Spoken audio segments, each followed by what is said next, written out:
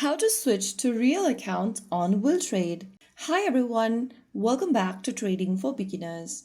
If you are on WillTrade and wondering how to switch to a real account, here's how you do it. If you've been practicing on demo and feel ready to go live, first of all launch open the WillTrade application on your device and log into your account.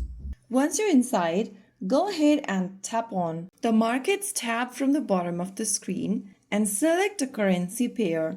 Now on the next page, you will see a switch account at the top right. Click on that and select real account. Right after you do that, you'll be able to switch to a real account on WillTrade. To start trading on real account, you'll need to add money. So go ahead and deposit some money onto your account and that's it. You are on the real mode.